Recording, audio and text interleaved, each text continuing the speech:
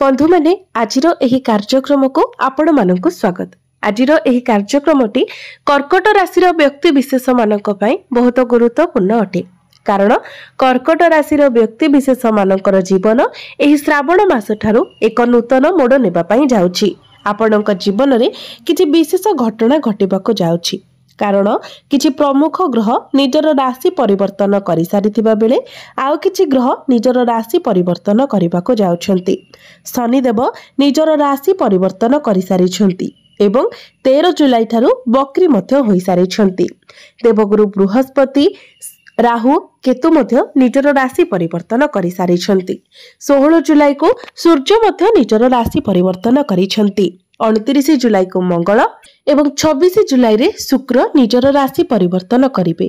तेबे एहार प्रभाव रे आपणक जीवन रे कोन सब परिवर्तन हेबो, केउ सब घटना गुडिक घटिबो, से विषय रे आजिर एही वीडियो रे आमे माने विस्तार भाव रे जानिबा।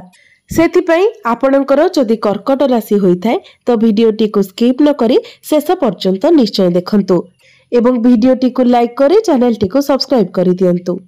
भक्ति एवं श्रद्धार सहित कमेंट बॉक्स रे हर हर महादेव निश्चय लिखंतु।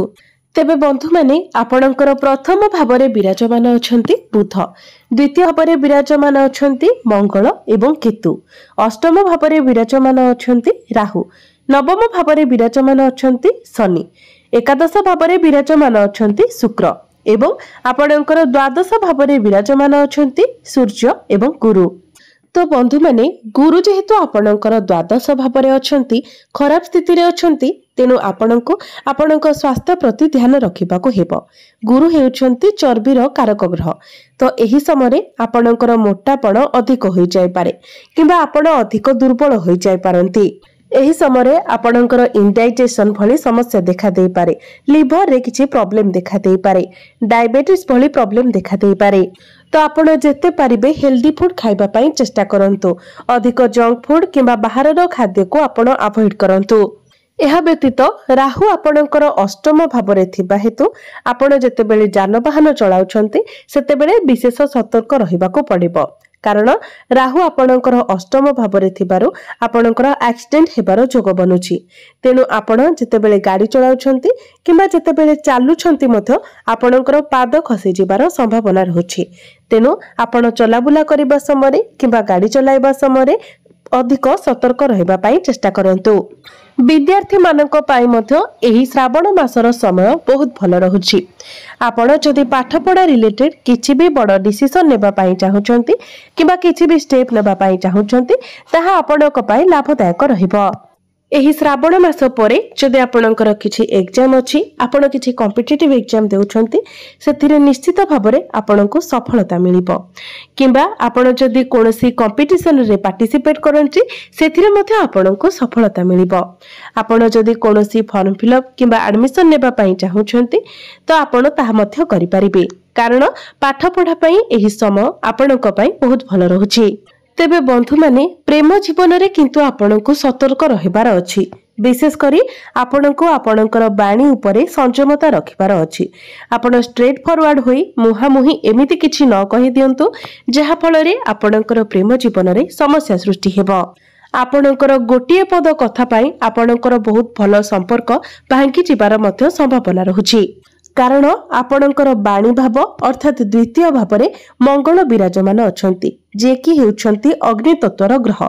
एहा व्यतीत केतु आपणकर द्वितीय भाव रे रही मंगल को आहुरी अधिक बल प्रदान करुछंती, जहा फल रे आपणकर बाणी उपरे आपणकर नियंत्रण रहिबो नाही एवं सेही कारणरू आपणक मध्य रे तिक्तता देखा जिवो। जहा भी आपण कहउछंती कहिबा पूर्वरु भल भाबरे भाबी चिंती कहंतु। तरबरिया भाबरे हठात करी आपण किछि कहंतु नाही। किंतु शुक्रंकर दृष्टि आपणकर प्रेम भाव उपरे रहुछि, जहा फल रे आपणक मध्य रे भल पाइबा बढ़िबो। जदि आपण निजर बाणी उपरे संयमता रखंती त आपणकर प्रेम जीवन रे कोनोसी प्रकारर समस्या देखा जिवो नाही। आपणक मध्य रे भल पाइबा बढ़िबो। जो माने विवाहित अछंती सेमानकर वैवाहिक जीवन किंतु एही श्रावण मास रे बहुत भल रहिबो। कारण आपणकर सप्तम भाव जहाँकि आपणकर वैवाहिक जीवनर भाव अटे आपणक सप्तम भावर अधिपति हेउछन्ति शनि। शनि आपणकर नवम भावरे भाग्य स्थान रे विराजमान अछन्ति। तो निश्चित भावरे आपणकर वैवाहिक जीवन सुखमय रहिबो। आपणकर जीवन साथींकर पर्सनल एवं प्रोफेशनल लाइफ रे ग्रोथ हेबो। आपणकर जीवन साथी को किछि ना किछि अचीवमेंट मिलिबो। किंतु शनि जेहेतु आपणकर भाग्य भावरे विराजमान अछन्ति तो आपणकर भाग्य रे विलंब घटिबो। अर्थात जो कार्य आपणकर 2 दिन रे सरिबार कथा सही काम पई हेतु आपणको 7 दिन 8 दिन मध्ये लागि जाई पारे। कारण केवल शनि आपणकर नवम भावर अछन्ति सेथिपाई नुहे आपणकर नवम भावर अधिपति देवगुरु बृहस्पति मध्य आपणकर द्वादश भावरे दुर्बल स्थिति रे अछन्ति जहा फଳରେ आपणको सेतेटा आपणकर भाग्यर साथ मिली परिबो नाही। तेबे एही समय जे पर्यंत गुरु आपणकर द्वादश भावरे अछन्ति एवं शनि आपणकर नवम भावरे अछन्ति से पर्यंत आपण जो बड़ बड़ इन्वेस्टमेंट करूछन्ति बहुत भाबे चिंती करंतु। जदि आपण share market stock market trading रे इन्वेस्टमेंट करूछन्ति तो ता पूर्वरु बहुत भल भाबरे भाबे चिंती आपण इन्वेस्टमेंट करंतु नचेत आपण क्षतिर सामना करि पारंती। कैरियर किंतु एही श्रावण मास ठारो आपणकर बहुत भल रहिबो। बंधु मैंने कुंडलीर दशम भावटी होता है क्यारियर भाव। आपणक दशम भावर अधिपति होउछन्ति मंगल। मंगल आपणकर धन स्थान रे द्वितीय भावरे विराजमान अछन्ति। आपणकर प्रथम भावरे विराजमान अछन्ति बुध। तो आपणक मध्यरे मैनेजमेंट स्किल्स बहुत भल रहिबो। काम को किभली भावरे करा जिवो किभली भावरे करागले काम सहज रे हेबो ताहा आपणक मनको आसीबो। आपणकर मेंटालिटी बहुत स्ट्रांग रहिबो। किंतु द्वितीय भावटी जेहेतु बाणीर मध्य भाव अटे एवं द्वितीय भावरे मंगल जेहेतु विराजमान अछन्ति तो आपणक मध्यरे एग्रेशन मध्य देखादेबो। सूर्य मध्य आपणकर प्रथम भाव को चलन करिवे जहा फଳରେ आपणको अन्य केही जदि किछि उपदेश दियंती ताहा आपणको पसंद हेबो नाही। आपण निज हिसाब रे काम करबाको पसंद करिवे। किंतु काम कार्य आपणकर बहुत भल रहिबो कारण ग्रह मानकर स्थिति बहुत भल रहुछि। जदि आपणकर किछि टार्गेट बेस काम रहिछि तो टार्गेट मध्य आपणकर कंप्लीट होई जिवो। आपणक पाखरे जदि चाकरी नाही तो 16 जुलाई परठारु आपणको चाकरी मिलिबार मध्य बहुत अधिक संभावना रहुछि।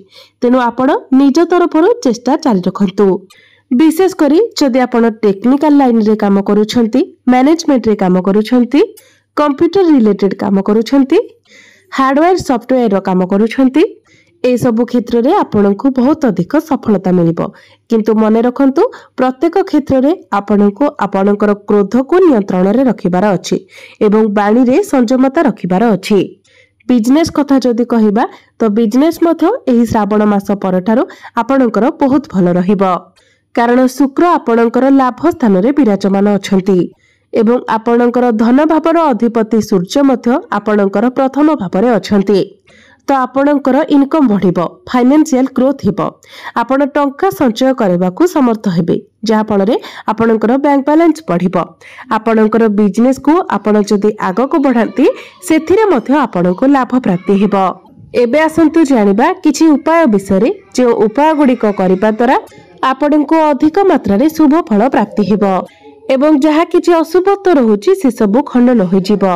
तेबे सेथिपाई आपण प्रत्येक दिन उदित सूर्य को तंबा पात्र रे जलार्घ्य अर्पण करंतु। सूर्यास्त हेबा परे चंद्रमांकर बीज मंत्र 108 थर जप करंतु। आपणको कुंडली रे गुरु जेहेतु दुर्बल स्थिति रे अछंती तो प्रत्येक दिन आपण गुरुंकर बीज मंत्र मध्य 108 थर जप करंतु। तो बंधु माने आपणकर जीवन मंगलमय हेउ एहा ही ईश्वरक निकटरे मोर प्रार्थना। धन्यवाद।